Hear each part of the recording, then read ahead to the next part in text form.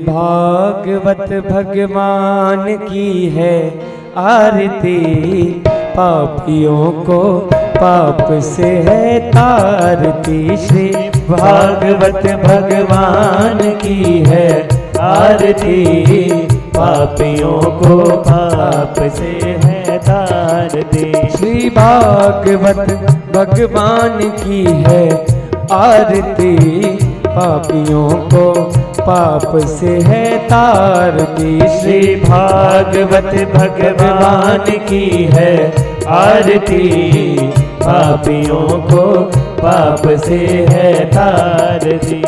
नारायण नारायण भज नारायण नारायण, नारायण नारायण भज नारायण नारायण, नारायण नारायण नारायण नारायण, नारायण नारायण भज नारायण नारायण, नारायण नारायण नारायण नारायण, नारायण नारायण भज नारायण नारायण, नारायण नारायण नारायण नारायण, नारायण नारायण श्री नारायण नारायण।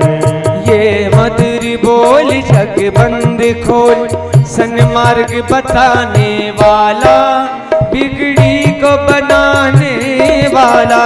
ये मधुर बोल जग बंद खोल, सन्मार्ग दिखाने वाला, बिगड़ी को बनाने वाला। ये मधुर बोल जग बंद खोल, सन्मार्ग बताने वाला, बिगड़ी को बनाने वाला। मधुर बोल जग बंद खोल, सन्मार्ग दिखाने वाला, बिगड़ी को बनाने वाला। ये सुख करनी ये दुख हरनी, सुख करनी ये दुख हरनी, ये सुख करनी ये दुख हरनी, ये सुख करनी ये दुख हरनी।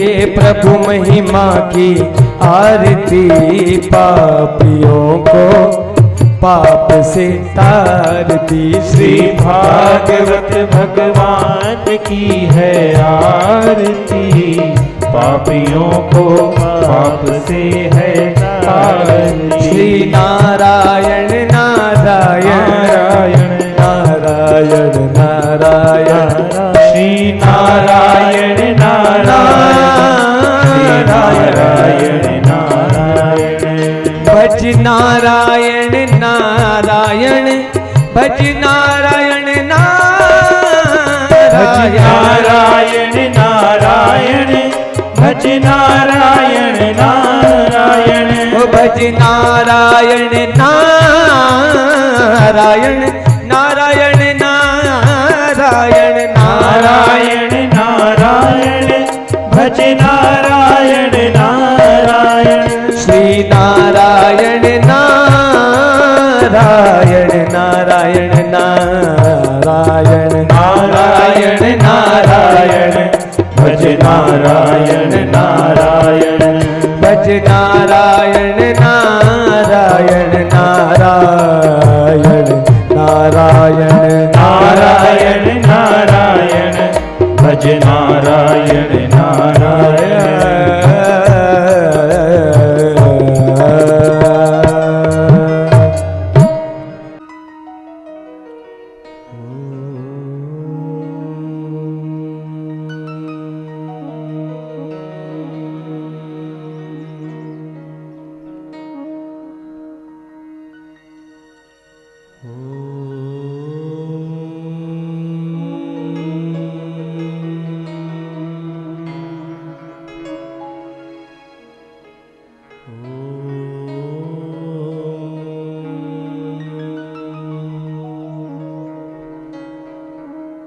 स्वस्ति श्री गणेशाय नमः। स्वस्ति श्री सिद्धमहासत्त्वै नमः। स्वस्ति श्री गुरुचरणकमलेभ्यो नमः। स्वस्ति श्री बालमुकुन्दाय नमः। ॐ वक्रतुण्ड महाकाय सूर्यकोटि समप्रभा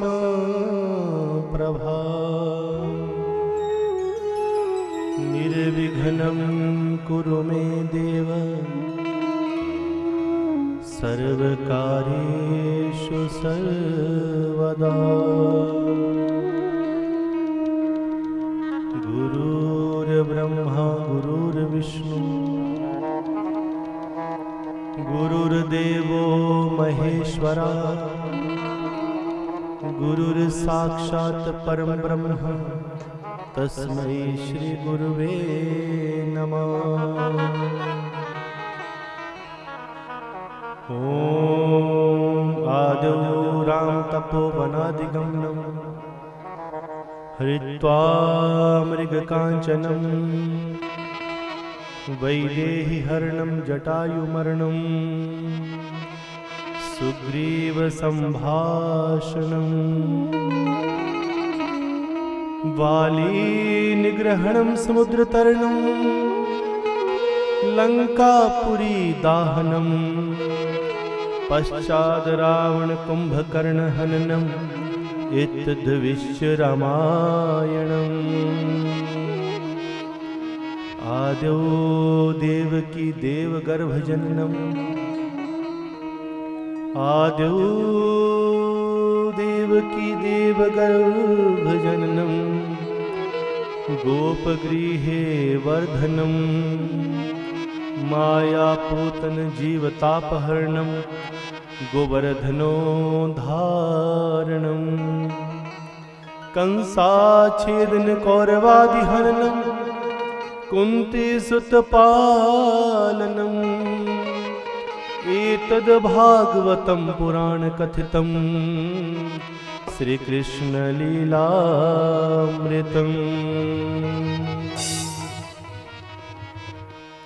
भगवान परमपिता परमात्मा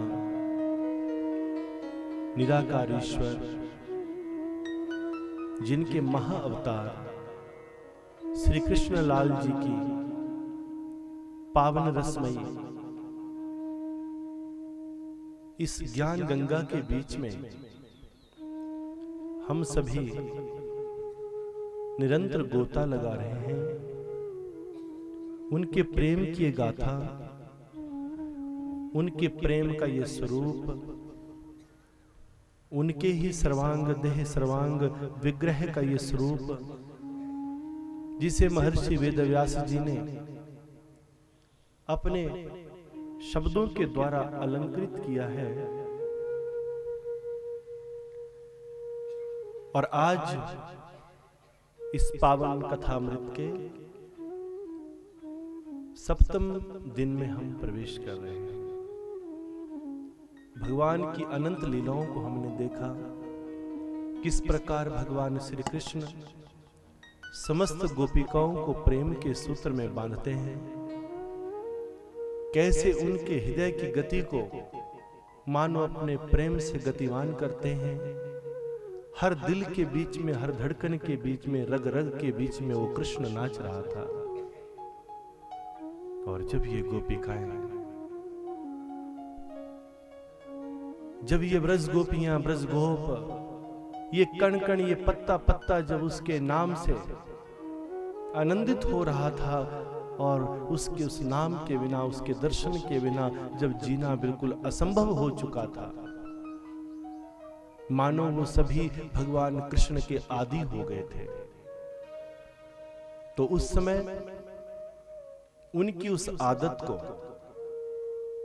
फिर से बदलने के लिए, और हर संयोग का अंत वियोग होता है, इसे वहां पर प्रमाणित करने के लिए भगवान श्री कृष्ण 11 वर्ष की आयु में उन सभी को छोड़कर चले जाते हैं। आज तो भगवान द्वारिकाधीश बन चुके हैं, देवी रुक्मिणी जी के संग विवाह हो चुका है। जब रुक्मिणी जी के संग विवाह हुआ, उनके विवाह की बेलाएं सुनी, तो भी ये गोपियां पल पल तड़पती रही। जिसके बिना एक पल के लिए भी जीना संभव ना था, आज उसके बिना ये जिंदगी जिए तो कैसे जिए। कथा प्रेमियों, भगवान की इन लीलाओं को जो व्यक्ति अपने हृदय में समा लेता है, और जो व्यक्ति अपने हृदय में इन लीलाओं को समझने की कोशिश करता है, उसके हृदय में अत्यंत प्रेम कृष्ण के प्रति पैदा हो जाता है। भगवान कृष्ण का ये भगवत प्रेम जिसके अंदर प्रकाशित हो गया, समझो कि उसने अपने जीवन के परम आनंद को पा लिया।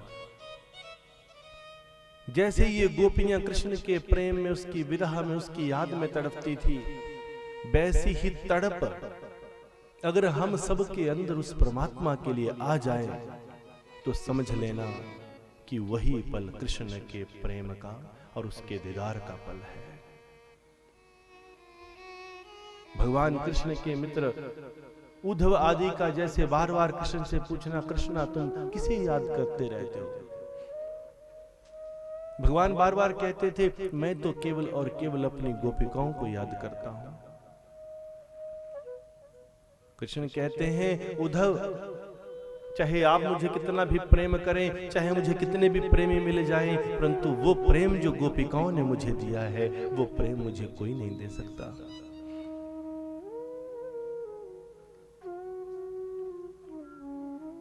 नारद जी एक बार पूछते हैं, परंतु प्रभु ये उद्धव आदि भी तो आपसे बड़ा प्रेम करते हैं।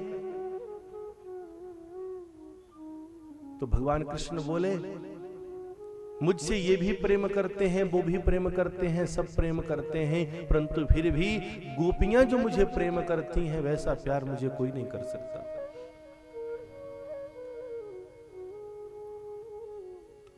नारद ने पूछा, प्रभु ऐसा कैसे? तो भगवान कहते हैं, नारद तुम्हारे प्रश्नों का मैं उत्तर दूंगा, परंतु इससे पहले कि मैं तुम्हारे प्रश्न का उत्तर दूं, देखो मेरे पेट में ना बड़ी पीड़ा हो रही है। मेरे पेट में, मेरे उदर में बहुत पीड़ा हो रही है, मैं पीड़ा से कांप रहा हूं, तड़प रहा हूं। अरे प्रभु कुछ दवा ले लीजिए। भगवान कृष्ण कहते हैं, हे नारद जी, हे उद्धव, मेरे पेट की इस पीड़ा को, मेरे उदर की पीड़ा को शांत करने के लिए जो दवा है, वो किसी भक्त के चरणों को धोकर, उनका जो चरणामृत है, किसी भक्त के चरणों का जो गंदी मैल है, उसे धोकर लाना पड़ेगा। किसी भक्त के, किसी मेरे प्रेमी के चरणों के चरणामृत को जब मैं पान करूंगा, तो ही मेरी ये पीड़ा शांत होगी। नारद बोले, प्रभु आपके तो कितने भक्त हैं, मैं अभी जाता हूं और किसी भक्त की चरणों को धोकर, उसके पैरों को धोकर वो पानी लेकर आता हूं। जैसे ही नारद वहां से निकले, तो भगवान श्री कृष्ण मन ही मन में मुस्कुराए, मंद मंद मुस्कुराते हुए सोचे, बोले, देखा दौड़ता हुआ गया है कि आपके तो बहुत भगत हैं, मैं किसी के पैरों को धोकर लाता हूं, परंतु भगत तो नारद जी आप भी हैं, भगत तो आप भी हैं, उद्धव जी भगत तो आप भी हैं। परंतु ये बात प्रभु ने अपने मुख से नहीं कही, ये बात प्रभु ने अपने मन में एहसास किया। जब कोई व्यक्ति सामने से किसी भी प्रकार का तथ्य सामने रखता है, तो हर व्यक्ति के मन में सामने से एक बात बाहर चलती है, एक अंदर चलती है। तो भगवान श्री कृष्ण बोले कि नारद जी, तुम जो गए हो किसी भगत को ढूंढने के लिए, तो भगत तो तुम भी थे। नारद जी दौड़ते हुए गए, यहां गए, वहां गए, सबको पूछा, भगवान कृष्ण के पेट में पीड़ा है, कोई अपने पैरों को धो कर दो, अपने पैरों की मैल उतार कर दो। जिससे भी बात करे वही कहते, अरे क्या बात कर रहे हो? ऐसा कौन पापी होगा जो भगवान को अपने चरणों का चरणामृत देगा? चरणामृत तो भगवान का होता है, भगत का थोड़ी ना चरणामृत होता है। ऐसा कौन पापी होगा जो अपने पैरों को धोकर, अपने पैरों की मैल उतार कर, पानी से रगड़ रगड़ कर मैल उतार कर भगवान को पिलाए? अरे नरक में जाएंगे सब। सारे के सारे जिसको पूछा उसने यही कहा, जिसको पूछा उसने यही कहा। घूमते घूमते जब कहीं पर भी कुछ ना मिला, नारद फिर लौटे, हे प्रभु कोई अपने पैरों की मैल देने को तैयार नहीं है, पैरों की मैल कौन आपको पिलाएगा? प्रभु बोले, मैं तो पीड़ा से कांप रहा हूं, मेरी बहुत बुरी हालत है, मेरा पेट फटा जा रहा है, मुझे तो किसी भक्त के पैरों का मैल चाहिए, उस पैरों के पानी को, पैरों को धोकर जो पानी मिलेगा उसी से मेरी पीड़ा शांत होगी। नारद जाओ, एक बार कोशिश कर लो, हो सकता है गोकुल में कोई दे दे, कोई ब्रज में कोई मुझे दे दे। नारद दौड़ते हुए गए, ब्रज गोपियों के पास पहुंचे, गोपिकाओं के पास पहुंचे। जैसे ही नारद वहां पहुंचे, आओ नारद आओ, कैसे आना हुआ? भगवान कृष्ण के पेट में पीड़ा हो रही है, किसी भक्त के चरणों का चरणामृत चाहिए, परंतु मैं सब जगह घूमकर आ गया, कोई भगवान को अपने पैरों का धोकर पानी देने को तैयार नहीं है। सब कह रहे हैं कि नरक में चले जाएंगे। ये गोपिका, एक गोपी ने क्या सुना, सारी के सारी गोपियां रगड़ रगड़ कर अपने पैरों को धोने लगी। हर गोपी अपने पैरों को रगड़ने लगी और पैरों की मैल उतारने लगी। अरे नरक की किसको चिंता है? नरक मिले एक नहीं 100 नरक मिल जाए फिर भी चली जाएगी, पर मेरे कृष्ण के पेट में पीड़ा नहीं होनी चाहिए। नरक कब मिलेगा वो पता नहीं है, पर आज मेरे कृष्ण पीड़ा से तड़प रहे हैं, और हमारे होते हुए अगर हमारे कृष्ण पीड़ा से तड़प जाएं तो हमारे जीने का अर्थ क्या है? ये कैसा प्रेम है?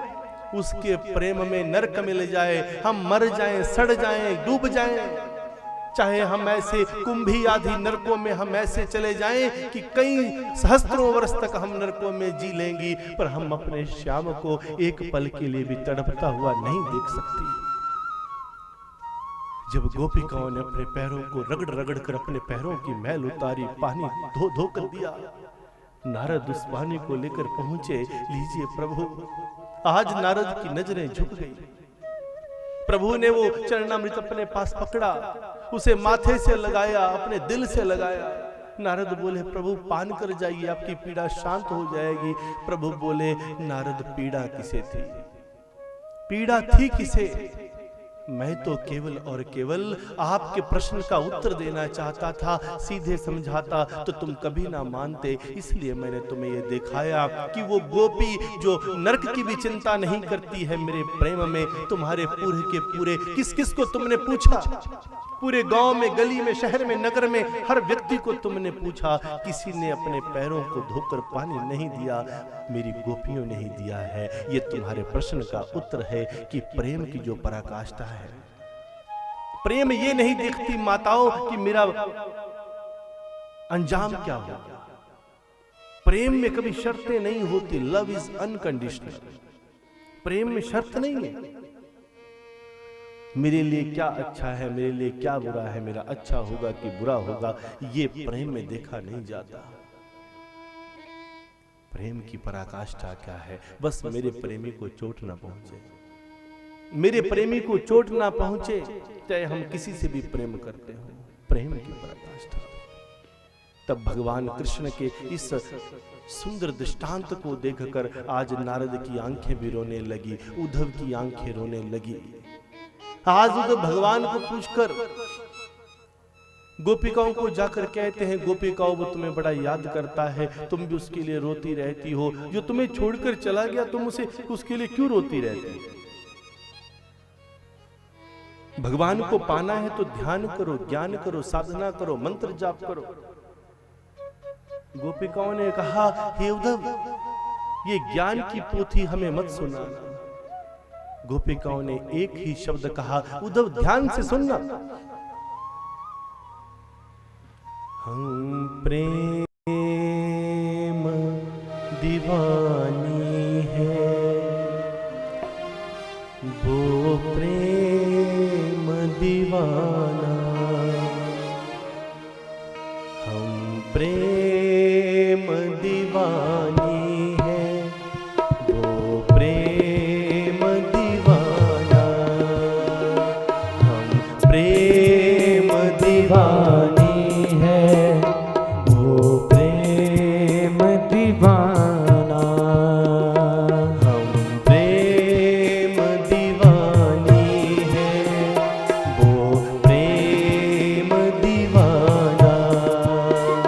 हम प्रेम दीवानी है, वो प्रेम दीवाना है। ऊधो हमें ज्ञान की है, ऊधो हमें ज्ञान की पोथी न सुनाना।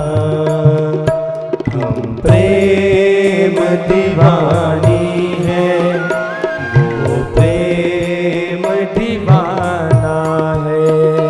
हम प्रेम दीवानी है, वो प्रेम दीवाना है। ऊधो हमें प्रेम की है, ऊधो हमें प्रेम की है, ऊधो हमें प्रेम की है, ऊधो हमें प्रेम की पहेली न फसाना। हम प्रेम दीवानी है, वो प्रेम दीवाना है। हम प्रेम दीवानी है, वो प्रेम दीवाना है।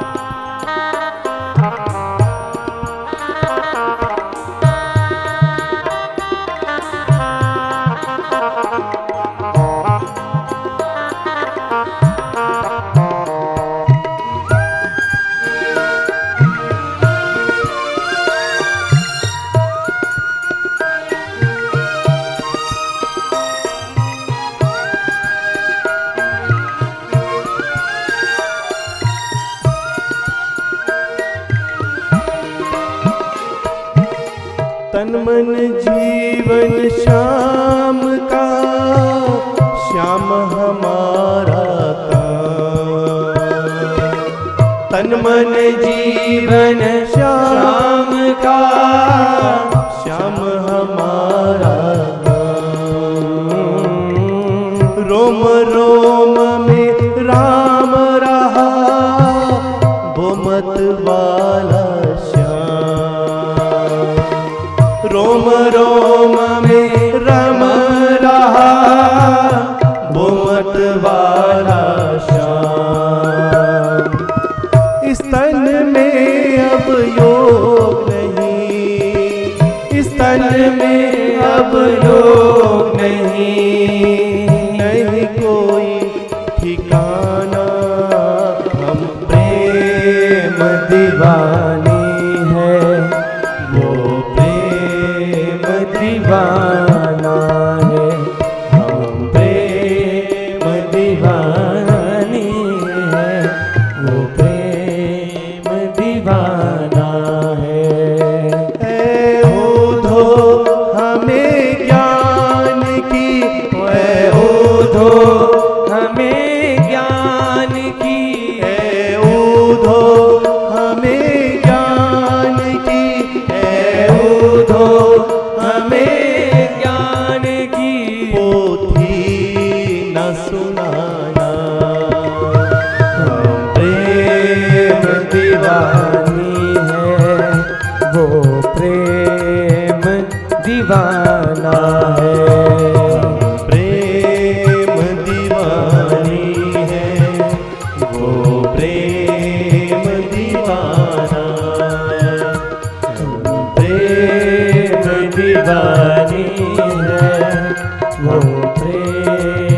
दीवाना है।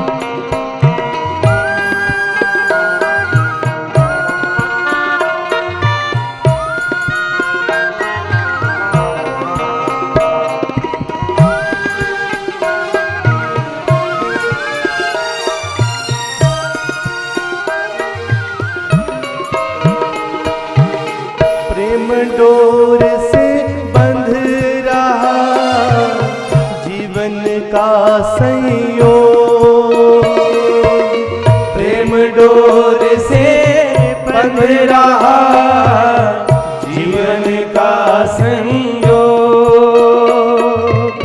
सुमिरन में डूबी रहे यही हमारा योग, सुमिरन में डूबी रहे यही हमारा योग। कहियो जी इस प्रेम का, कहियो जी इस प्रेम का, या तुझ नजराना हम प्रेम दीवानी है, वो प्रेम दीवाना, हम प्रेम दीवानी है, वो प्रेम दीवाना है। ए ऊधो हमें ज्ञान, ए ऊधो हमें ज्ञान की पोथी न सुनाना, हम प्रेम दीवानी है, वो प्रेम दीवाना है, हम प्रेम दीवानी है, वो प्रेम दीवाना है, वो प्रेम दीवाना, वो प्रेम दीवाना, वो प्रेम दीवाना, वो प्रेम दीवाना।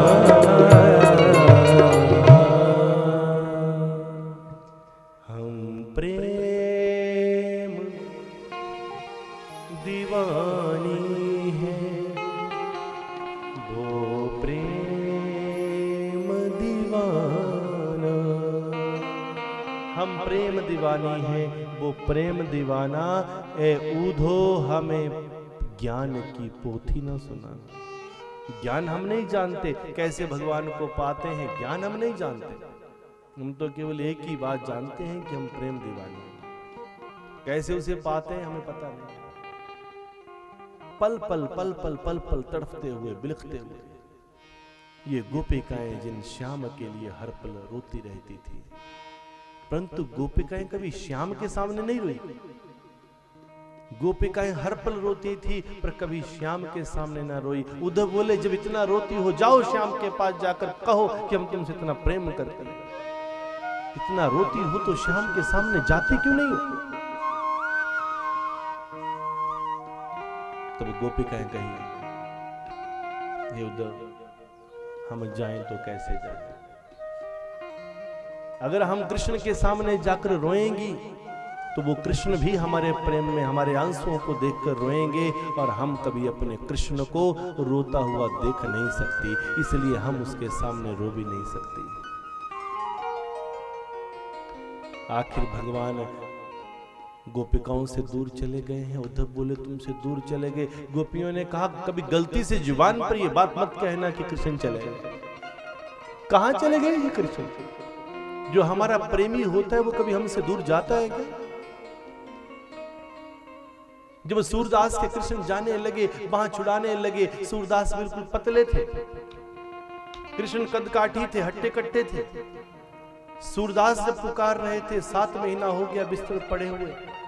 जब भगवान 7 महीना लगाते हैं आने के लिए, सूरदास ने बोला 7 महीने से बिस्तर पर पड़ा हूं, लोग ताने दे रहे थे कैसा तेरा भगवान है जो तुझे बचाने नहीं आया और आज आ रहे हो।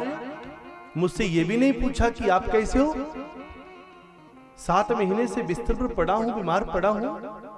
तो भगवान कृष्ण बोले, हे सूरदास, आने को तो मैं आपसे मिलने पहले ही महीने आ जाता, पहले ही दिन आ जाता, परंतु आऊं तो कैसे आऊं। हे सूरदास, अगर मैं पहले आता तो मेरी दृष्टि पड़ने से पहली ही नजर में आपके दुख दूर हो जाते। तो प्रभु आप मेरे दुखों को दूर करना नहीं चाहते थे क्या? हे सूरदास, मेरी पहली ही दृष्टि से तुम्हारे दुख तो दूर हो जाते, पर तुम्हारे पिछले कई जन्मों के प्रारब्ध से, पिछले कई जन्मों के किए गए कर्मों से जो तुम्हारे योग में जो ये फल मिला था, जो तुम्हें ये दंड मिला था, तुम्हें दुख मिला था, फिर इन्हीं कर्मों का लेखा जोखा देने के लिए तुम्हें फिर से अगले जन्म में आना पड़ता। मैं तुम्हें इस जन्म में तो रोता हुआ देख सकता हूं, पर बार बार इस दुनिया में आता हुआ नहीं देख सकता। इसलिए हे सूरदास, मैं चाहता था कि तुम्हारे कर्मों का लेखा जोखा पूर्ण हो जाए। अभी भी तुम्हारे योग में 70 महीनों तक दुख लिखा था, परंतु तुम मुझसे प्रेम करते हो, इसलिए तुम 70 में से 9 हिस्से मैंने उड़ा दिए, केवल 7 ही महीने दुख तुम्हें मिला है। जब हम अपने सामरे से, अपने परमात्मा से, अपने सतगुरु से सच्चा प्रेम करते हैं भक्तजनों, तो केवल एक ही हिस्सा दुख का हमें मिलता है, 9 हिस्से तो उड़ जाते हैं। दुख के जो 9 हिस्से हैं वो चले जाते हैं। सतगुरु ही वो रहनुमाई है जो हमारे जीवन के 9 हिस्से को उड़ा देता है। कलयुग के बीच में परमात्मा केवल सतगुरु के रूप में आते हैं। 9 हिस्से उड़ गए, एक ही हिस्सा दुख का मिला।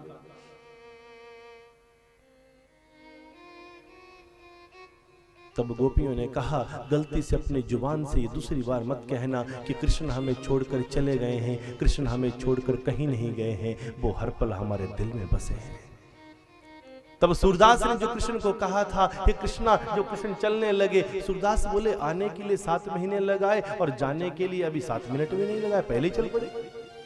7 महीने आए, आने के लिए लगाए और जाने के लिए 7 मिनट भी नहीं लगाए, अब चल पड़े।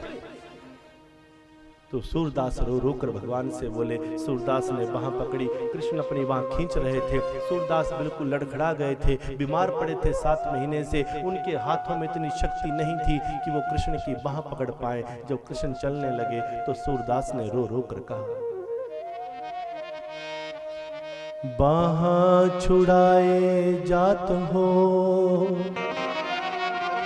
निर्बल माने मोहे, बाह छुड़ाए जात हो, निर्बल माने मोहे, हृदय से जब जाओगे, सबल मानूंगा तोहे। मेरे दिल से, मेरे हृदय से जब जाकर बता दोगे ना, तो मानूंगा कि तुम बलवान हो। अभी तुम केवल और केवल मेरे से अपना, मेरे हाथ से अपनी बाह छुड़ा कर जा रहे हो। अपने को ज्यादा बलवान मत मानना, तुम किस कहीं के बलवान नहीं हो, कमजोर हो तुम। बलवान तो उस दिन मैं तुम्हें मानूंगा जिस दिन तुम मेरे दिल से जाकर बताओगे। दिल से तुम जा नहीं सकते और मैं तुम्हें बलवान मान नहीं सकता। सूरदास ने कहा, हे कृष्णा,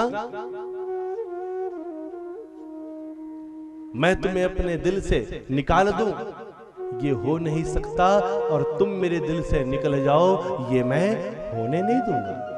ये हो नहीं सकता, होने नहीं दूंगा। भगवान कृष्ण की अनंत लीलाएं जिनका हम आनंद लेते हैं। भगवान की इस द्वारिका नगरी को देखने के लिए दूर दूर के लोग आते थे।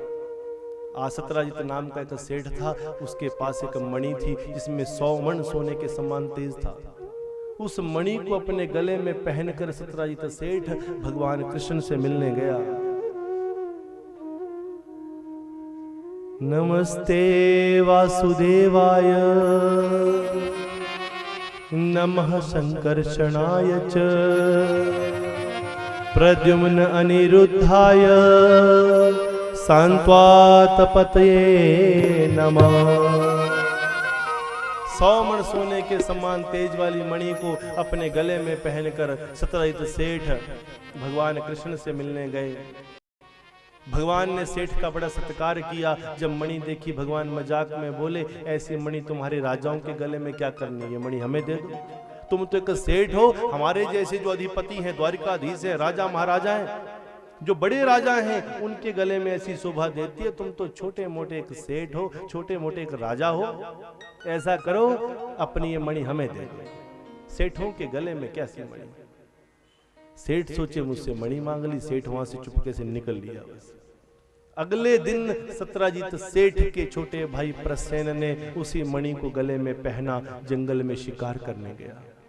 जंगल में शिकार करने गया तो एक शेर ने देखा इतना बड़ा प्रकाश मेरी तरफ आ रहा है, मेरे ऊपर कोई आक्रमण हो रहा है। शेर ने प्रसेन के ऊपर आक्रमण किया, प्रसेन को मार गिराया और वो मणि शेर के पंजे में फंस गई। शेर आगे जंगल में जा रहा था, सामने से एक भालू आया। भालू भी उस प्रकाश को देखकर डर गया। शेर और भालू के बीच में भी युद्ध हुआ और भालू ने शेर को मार गिराया और उस मणि को लेकर चला गया। उस मणि को लेकर ये भालू अपनी गुफा में गया, जहां इस भालू की पुत्री वहां संग रहती है। इस भालू का नाम है जामवंत, जो भगवान श्री रामचंद्र जी के बड़े प्रिय अंगरक्षक और मित्र रहे त्रेता युग में, जिन्होंने कदम से कदम मिलाकर पूरे युद्ध में उनका साथ दिया और मैया सीता को वापस लाने में मदद की थी। उन्हीं जामवंत की पुत्री जामवंती संग रहती है। वो मणि उन्होंने अपनी पुत्री को दे दी। अगले दिन प्रसेन का मृत शरीर तो मिला, पर मणि गले में नहीं थी। तो सत्राजित सेठ के मन में क्या घंटी बजी कि इसका अर्थ ये है कि कृष्ण ही मुझसे मणि मांग रहे थे, मैंने दी नहीं, उन्होंने ही मेरे भाई को मार दिया और मणि लेकर चले गए। इस सेठ ने भगवान कृष्ण को कलंकित कर दिया, चारों तरफ फैला दिया कि ये कृष्ण भगवान नहीं, ये हत्यारा है, इसने ही मेरे भाई की हत्या की है। अपने भाई की हत्या से दुखी सेठ ने भगवान को ही कलंकित कर दिया। भगवान को जब ये समाचार मिला, प्रभु कृष्ण बड़े दुखी हुए, जंगल में सुराग ढूंढते हुए गए। शेर के पंजे के निशान, भालू के पंजे के निशान, उन निशानों को देखते देखते गुफा में पहुंचे, जहां उनकी पुत्री सत्राजित सेठ के भाई की वो मणि, उसके गले से वो मणि छीनकर जो शेर के पंजे में फंसी थी, शेर के पंजे में फंसी मणि को भालू ने लिया था और भालू ने अपनी पुत्री को दिया था। उसी मणि के संग आज जामवंती खेल रही है। प्रभु कृष्ण मणि मांगते हैं, जामवंती ने मणि देने से इनकार किया। उन्होंने अपने पिता को बुलाया, जामवंत दौड़ते हुए आए, दोनों के बीच में भयंकर युद्ध हुआ। 27 दिन तक ये युद्ध चला और अंत में भगवान कृष्ण जामवंत को धरती पर गिरा देते हैं। जैसे ही जामवंत गिरे, उनके मन में विचार आ गया, उन्हें स्मरण हो गया, मेरे राम ने कहा था मेरे अलावा तुझे कोई गिराने वाला नहीं होगा, तो अगर उनके अलावा मुझे गिराने वाला कोई नहीं होगा तो फिर ये कौन है जो मुझे गिरा रहा है? ये प्रभु बताएं, कहीं आप मेरे राम तो नहीं? तब भगवान कृष्ण धनुर्धर रूप धारण करते हैं, श्री राम रूप में प्रभु कृष्ण जामवंत को दर्शन देते हैं। जामवंत ने जब भगवान को देखा, इतना सुंदर रूप है। एक लड़की के पिता के कंधों पर बहुत बड़ा भार होता है जब तक उसे योग्य वर ना मिल जाए। योग्य वर की प्राप्ति बड़ी जरूरी है।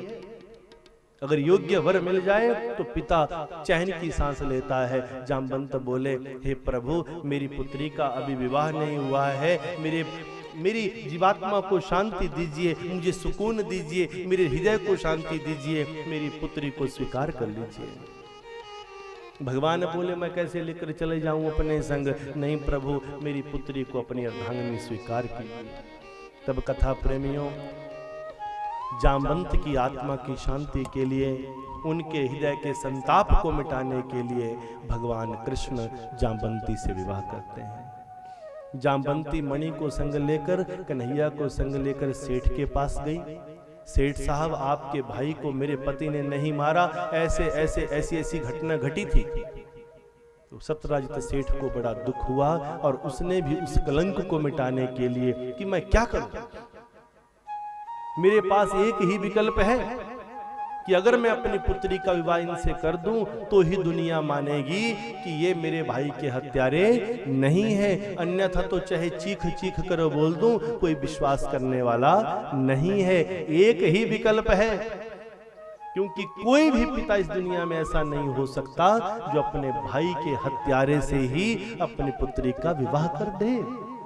तब भगवान श्री कृष्ण का तीसरा विवाह सेठ की पुत्री सत्यभामा के संग किया गया। भगवान सूर्य की पुत्री कालिंदी जो यमुना के तट पर इंतजार कर रही थी, वरदान मिला था भगवान नारायण रूप में आएंगे, तुमसे विवाह करेंगे। कन्हैया और अर्जुन जी एक बार भ्रमण कर रहे थे, तब अर्जुन ने धीरे से देवी से पूछा, देवी तुम कौन हो? देवी ने बताया, मैं कालिंदी हूँ, मेरा विवाह नारायण भगवान से होना है, कब से ढूंढ रही वो आ नहीं रहे। अर्जुन ने धीरे से कान में कहा, देखिए वो जो सामने खड़े हैं वही नारायण भगवान है, जाइए बिना कुछ पूछे हार पहना देना, नहीं तो मानने वाले नहीं। तब कालिंदी दौड़ती हुई गई, चुपके से जाकर बिना पूछे ही भगवान को वरमाला पहना देती है। तो कहीं कथा प्रेमियों, उज्जैनी के राजा विंद और अनुविंद की बहन का नाम है मित्रवृंदा, जिससे भगवान ने उसके किसी दूसरे के संग उसका विवाह हो रहा था, वो भगवान को प्रेम करती थी। तब भगवान श्री कृष्ण बलपूर्वक उस देवी मित्रवृंदा को जीत कर लाते हैं। छत्तीसगढ़ के राजा नगनजीत की पुत्री का नाम है सत्या, जिन्होंने शर्त रखी है कि ऐसा महाबली जो 7 बैलों को एक साथ नथनी पहनाए, हम उसी से विवाह करेंगे। ऐसा कोई मिला नहीं। एक पिता रोने लगा, मेरी पुत्री कुंवारी रह जाएगी। तब भगवान श्री कृष्ण 7 रूपों में प्रकट होते हैं और 7 कृष्ण 7 बैलों को एक साथ नथनी डालते हैं और सत्या को जीत लेते हैं। कैकेयी देश के राजा धृष्टकेतु की पुत्री का नाम है भद्रा, जिसने अपने जीवन में किए गए भद्र कार्यों से परमात्मा को प्रसन्न किया। भद्र देश के राजा बृहदसेन ने शर्त रखी, मेरी पुत्री का विवाह मैं उसी से करूंगा जो मत्स्य भेदन करके मछली की आंख फोड़ेगा। तब भगवान श्री कृष्ण ने मत्स्य भेदन करके मछली की आंख को फोड़ा और अर्जुन को भी ये मत्स्य भेदन का जो सुंदर ये ज्ञान है, जो अद्भुत ज्ञान है, इसे प्रदान करने वाले भगवान श्री कृष्ण ही हैं। इस प्रकार प्रभु कृष्ण की एक महारानी देवी रुक्मिणी के विवाह का हमने धूमधाम से आनंद पिछले कर लिया और आज उनकी इन 7 पट रानियों का दर्शन हमने किया।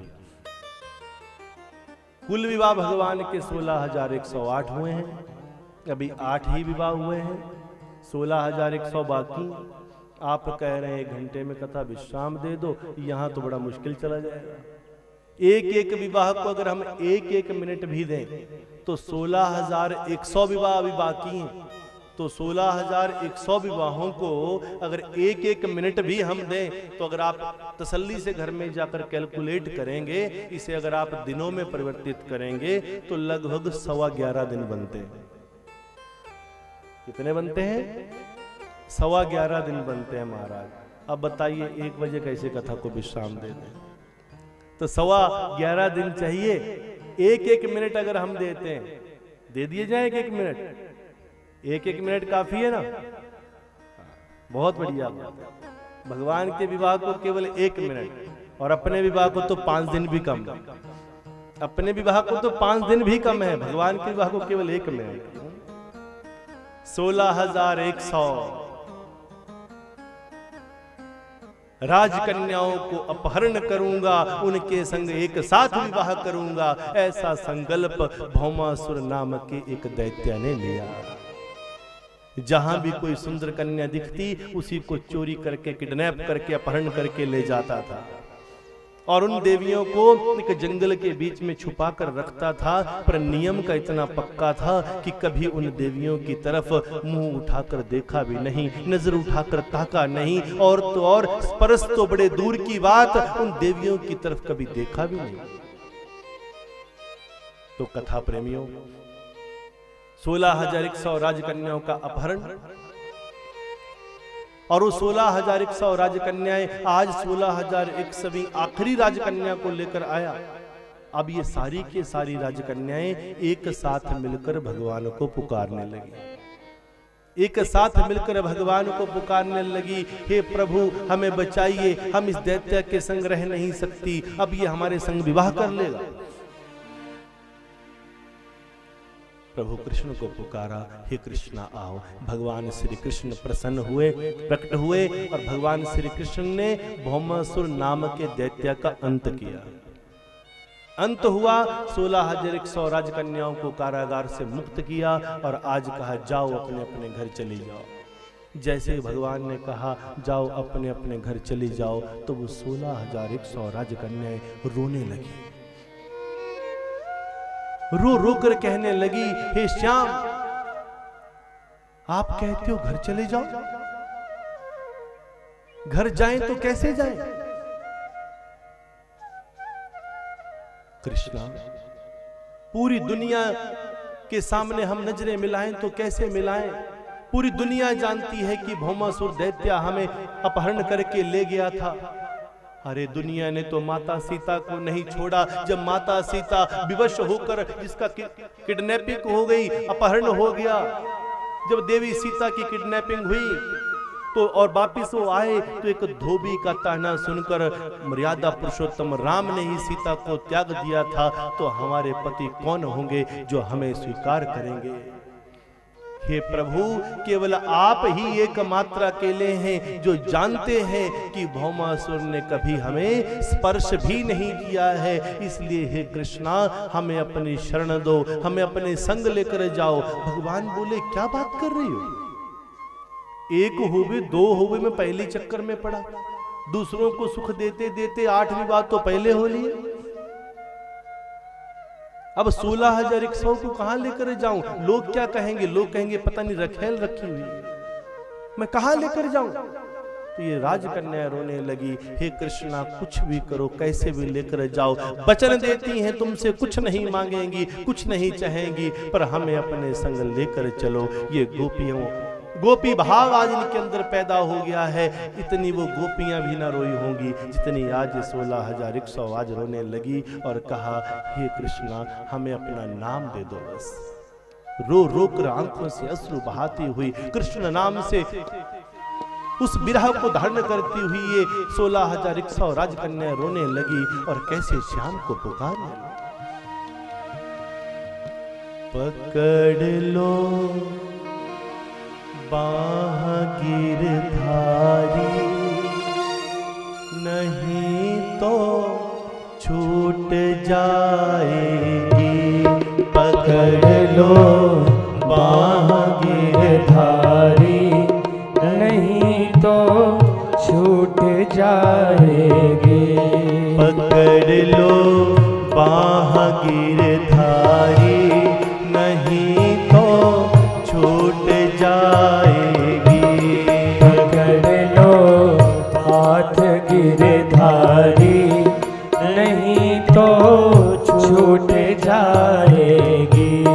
तुम्हारा कुछ न बिगड़ेगा, तुम्हारा कुछ न बिगड़ेगा। हमारी लाज जाएगी।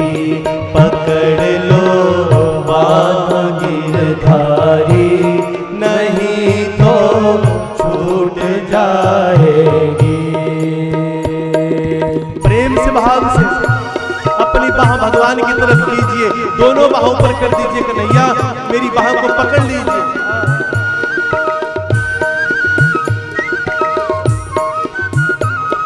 दोनों बाहें ऊपर करने का अर्थ क्या है? एक बाह जो है पाप वाली है, एक पुण्य वाली है। हे कृष्णा, हम जानते हैं हम पापी भी हैं, पर थोड़ा थोड़ा पुण्य भी करते हैं। पाप वाली बाह को चाहे छोड़ दीजिए, पर पुण्य की एक बाह को तो पकड़ लीजिए।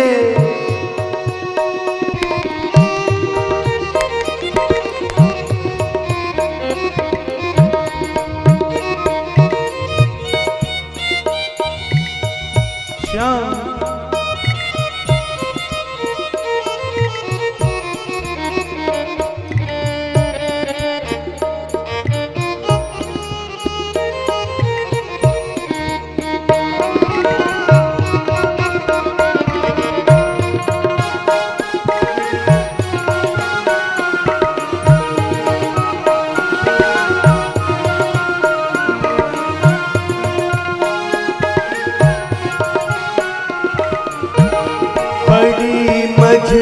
धार में नैया है भैया कोई नहीं अपना, पड़ी मझधार में नैया कि भैया कोई नहीं अपना, पड़ी मझधार में नैया है भैया कोई नहीं अपना, धार में नैया कि भैया कोई नहीं अपना। हे भैया आप बन जाओ, हे भैया आप बन जाओ, तो नैया पार लग जाए, पकड़ लो बाह गिरधारी, नहीं तो छूट जाएगी, तुम्हारा कुछ न बिगड़ेगा, हमारी लाज जाएगी, पकड़ लो बाह गिरधारी, नहीं तो छूट जाएगी।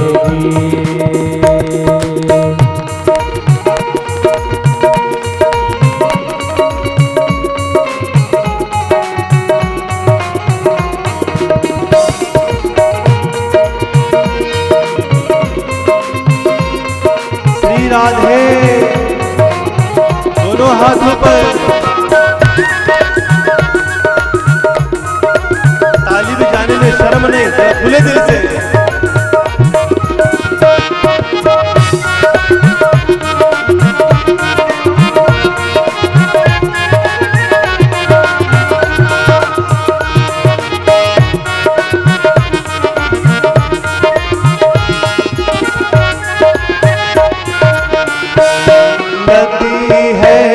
पाप की गठरी हमारे शीश के ऊपर लदी है, पाप की गठरी हमारे शीश के ऊपर लदी है, पाप की गठरी हमारे शीश के ऊपर लदी है, पाप की गठरी हमारे शीश के ऊपर। भजन पापों का भारी है, भजन पापों का भारी है, इसी से डूब जाएगी, पकड़ लो हाथ बनवारी, नहीं तो छूट जाएगी, तुम्हारा कुछ न बिगड़ेगा, हमारी लाज जाएगी, पकड़ लो हाथ गिरधारी, नहीं तो छूट जाएगी।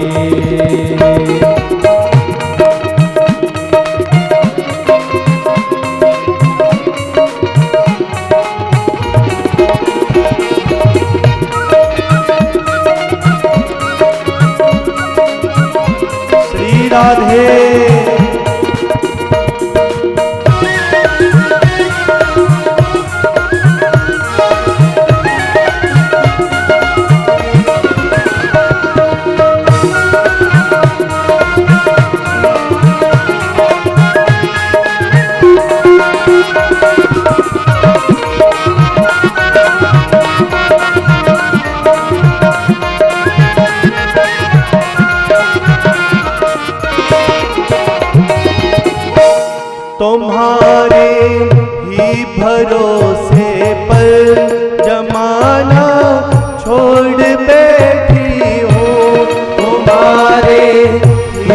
भरोसे पर जमाना छोड़ बैठी हूँ। तुम्हारे ही भरोसे पर जमाना छोड़ बैठी हूँ।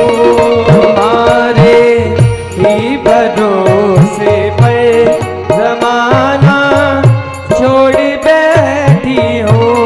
जमाने की तरफ देखो, जमाने की तरफ देखो, मुझे कैसे बचाओगे। पकड़ लो भारी नहीं तो छूट जाएगी। पकड़ लो महावीर धारी, नहीं तो छूट जाएगी। पकड़ लो महावीर धारी, नहीं तो छूट जाएगी। तुम्हारा कुछ न बिगड़ेगा, तुम्हारा कुछ न बिगड़ेगा। हमारी लाज जाएगी। पकड़ लो हाथ गिरधारी, नहीं तो छूट जाएगी। नहीं तो छूट जाएगी। नहीं तो छूट जाएगी। नहीं तो छूट जाएगी। नहीं तो छूट जाएगी। नहीं तो छूट जाएगी। नहीं तो छूट जाएगी।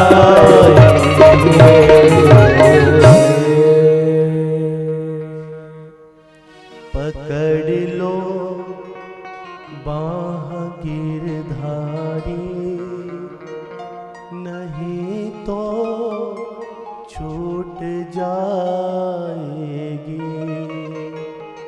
तुम्हारा कुछ न बिगड़ेगा, हमारी लाज जाएगी। तुम्हारे ही भरोसे पर दुनिया छोड़ बैठे।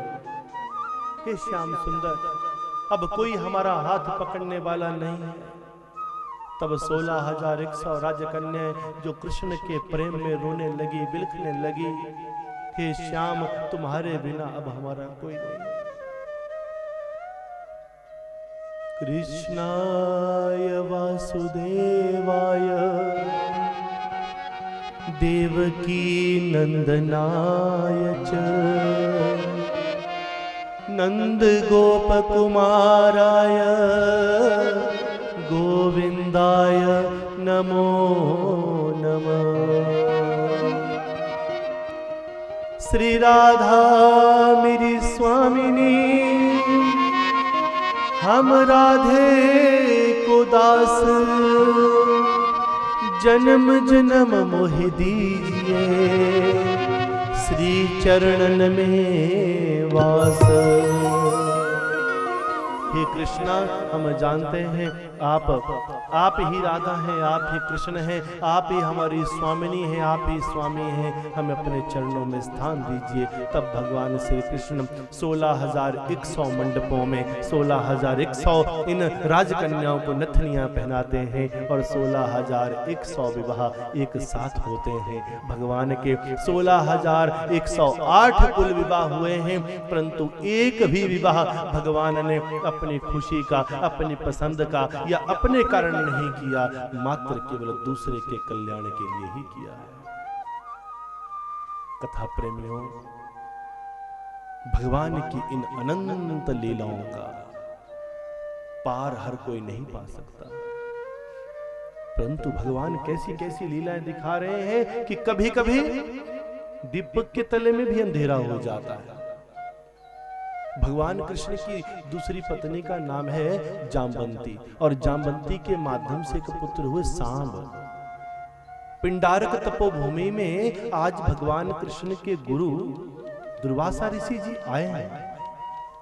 उनके ब्रह्म विद्या प्रदान करने वाले गुरु दुर्वासा ऋषि जी आए भगवान बोले जाओ जाओ, मेरे सतगुरु आए हैं, मेरे गुरु से सब आशीर्वाद लो, सतगुरु के चरणों में सब कुछ है, सतगुरु के चरणों के बिना कुछ नहीं मिल सकता। सब चलने लगे। तो भगवान कृष्ण का एक पुत्र है सांब। सांब के मन में एक शरारत सूझी। और क्या शरारत सूझी?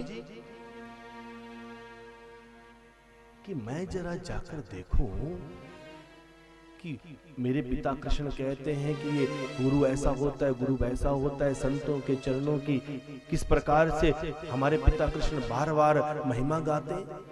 मैं जरा एक बार जाकर देखूं कि आखिर सतगुरु होता क्या है।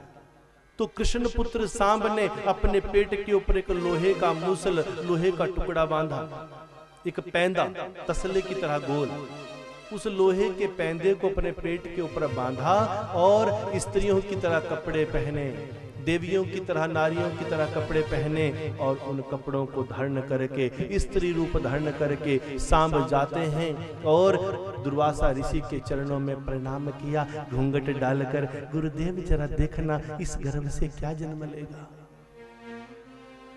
दीपक के तले में अंधेरा, संतों का अपमान, सतगुरु का अपमान, संत महात्माओं का अपमान। जरा देखें, परीक्षा लेते हैं, पता चलता है कि नहीं।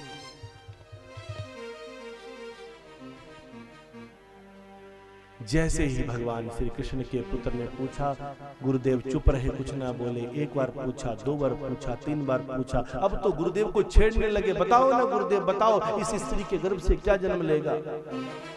तब दुर्वासा ऋषि ने आंखें खोली और कहा, अगर सुनना चाहते तो सुनो, सुनना ही चाहते हो तो सुनो, इस गर्भ से तुम समस्त सारे के सारे यदुवंशियों का विनाश जन्म लेगा। कांपने लगे, धरती थर थर कांपने लगी, दौड़ते हुए गए हैं आज परमात्मा कृष्ण प्रभु के पास। बोला, प्रभु इतनी बड़ी गलती हो गई, क्या करें। बोला, मेरे पुत्र होकर, मेरे पुत्र होकर मेरे ही गुरु का अपमान। हे मूर्ख, परमात्मा भी रूठ जाए तो सतगुरु बचा देता है, उसे मना देता है, पर अगर सतगुरु को एक बार चोट पहुंचा दी तो परमात्मा भी मनाने की चेष्टा नहीं करता। बोला, करें क्या। बोला, इस गर्भ से अगर कहा है कि यदुवंशियों का विनाश जन्म लेगा तो निश्चित रूप से जन्म लेगा। इस लोहे के पैंदे को, इस टुकड़े को घिस घिस कर समाप्त कर। उस टुकड़े को घिसने लगे। उसको घिसने से उससे जो चूर्ण निकला, जो पाउडर निकला, उस पाउडर से ही ऐसी झाड़ियां पैदा हुई कि उन झाड़ियों से ही मानो सारे चारों तरफ ऐसा बैर पैदा हो गया कि सभी यदुवंशी एक दूसरे को उन झाड़ियों से ही मार मार कर, पीट पीट कर एक दूसरे के द्रोही हो गए, एक दूसरे को मारने लगे। घिस घिस कर आखिरी में त्रिकोणाकार टुकड़ा बचा। प्रभु, ये घिसा नहीं जा रहा, हाथ में पकड़ा नहीं जा रहा, क्या करें। बोला, ऐसा करो, इस त्रिकोणाकार टुकड़े को नदी में बहा दो, किसी के हाथ ना आए। नदी में बहा दिया। एक शिकारी जिसका नाम है जरा, उसे आज अपने परिवार को पालने के लिए कोई शिकार नहीं मिला, भोजन तो चाहिए था। तो एक जाल अपने हाथ में लिया और नदी में जाकर मछली के लिए जाल फेंका। मछली पकड़कर आई, घर में जाकर मछली का पेट चीरा तो क्या देखा कि मछली के पेट में वही त्रिकोणाकार टुकड़ा उसे मछली ने निगल लिया था। शिकारी बोला, अहो भागा, हे प्रभु, तेरी लीला परमापार है, तू सबको भोजन देता है। आज के भोजन के लिए मछली दे दी और कल के लिए आपने मुझे इतना तीखा त्रिकोणाकार टुकड़ा दे दिया कि इस टुकड़े को जिस भी बाण के ऊपर लगाऊंगा वो कभी फेल नहीं होगा। अगले दिन वही टुकड़ा बाण के ऊपर लगाया, बाण को साथ लेकर जंगल में प्रविष्ट हुआ, बाण को प्रत्यंचा के ऊपर चढ़ाया और वृक्ष की आड़ में छिपकर ढूंढने लगा, मुझे कोई शिकार मिल जाए, शिकार मिल जाए। जहां से कथा का आरंभ, वहीं पर हम फिर से पहुंच रहे हैं। प्रथम दिवस मानो यहीं से कथा का आरंभ हुआ था। कैसे भागवत जी का भी ओरिजिन हुआ। तो कथा प्रेमियों, आज भगवान श्री कृष्ण अपनी लीलाओं को विराम देना चाहते हैं। जंगल में प्रविष्ट हुए, वृक्ष के साथ पीठ लगाई, जांघों को आगे फैलाया, पैर के ऊपर पैर रखा और उसमें पद्म मणि चमक रही थी। शिकारी ने वृक्ष के पीछे से दूर से देख रहा था। झाड़ियों में चमकती हुई उस पद्म मणि को किसी हिरण की आंख सोचकर शिकारी ने बाण छोड़ने का विचार किया। बाण को प्रतंचा के ऊपर चढ़ाया, कंधे तक बाण को खींचा और बाण को छोड़ते हुए कह दिया, हे प्रभु मेरे बाण को फेल मत करना। जय श्री राम, जय श्री राम। जय श्री राम कहकर जैसे ही बाण छोड़ा, बाण भगवान की पद्म मणि में जाकर भेदन हो गया और सामने से प्रभु चीखे चिल्लाए और प्रभु ने आवाज लगाई, जय श्री राम।